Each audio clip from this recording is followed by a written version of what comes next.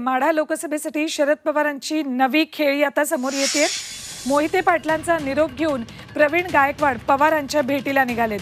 शरद पवारांच्या मोदी बागेतली कार्यालयात सकाळपासूनच बैठकांचं सत्र सुरू आहे। माढा लोकसभेसाठी जानकरांच्या भेटीपूर्वी मोहिते पाटलांचा निरोप घेऊन प्रवीण गायकवाड शरद पवारांच्या भेटीला गेलेत। थेट जाऊयात आमचे प्रतिनिधी सागर आभाड यांच्याकडे। सागर, प्रवीण गायकवाड हे मोहिते पाटलांचा निरोप घेऊन आता शरद पवारांच्या भेटीला गेलेत, दुसरीकडे जानकरही नंतर भेटणार आहेत।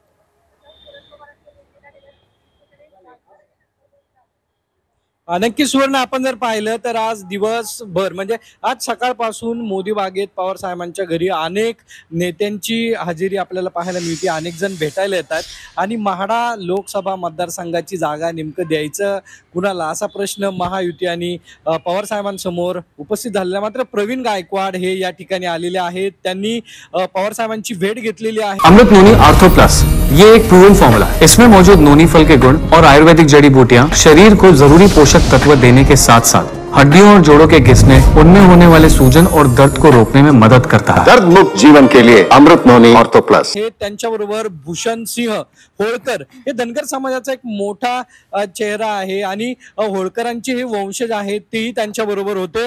माढ्यामध्ये धनगर समाज हा मोठ्या प्रमाणावरती आहे आणि एक वेगळा चेहरा देण्याचा प्रयत्न जो आहे तो महाविकास आघाडीकडून माढा मतदारसंघामध्ये दिला जाऊ शकतो आणि त्या संदर्भात प्रवीण गायकवाडांनी शरद पवारांची भेट घेतलेली आहे, चर्चा केलेली आहे आणि हे सर्व सुरू असताना अनेक भाजपचे नेते जे आहेत किंवा पदाधिकारी आहेत त्यांनीही आज राष्ट्रवादीमध्ये प्रवेश केलेला आहे। सर्वात महत्त्वाचं म्हणजे माजी आमदार आहेत लक्ष्मण माने, साहित्यिक आहेत, तेही या ठिकाणी आता दाखल झालेले आहेत आणि लातूर मधून त्यांना उमेदवारी ते करणार असल्याचं त्यांनी बोलून दाखवलेलं आहे। त्यामुळे लातूर मधून लक्ष्मण माने यांनाही उमेदवारी दिली जाऊ शकते। त्या संदर्भात शरद पवार आणि लक्ष्मण माने यांची भेट जी आहे ती आता आतमध्ये सुरू झालेली आहे, कारण की लातूरचा मतदारसंघ हा राखीव आहे आणि राखीव मधून यापूर्वीही अनेक आमदार खासदार झालेले आहेत। शरद पवारांना भेटून आल्यानंतर सागर त्यांच्या भेटीबद्दल त्यांच्याकडून जाणून घ्या। तुर्तास धन्यवाद संपूर्ण माहितीसाठी। तर सध्या लक्ष्मण माने हे सुद्धा शरद पवारांच्या भेटीला मोदी बागेत गेले आहेत।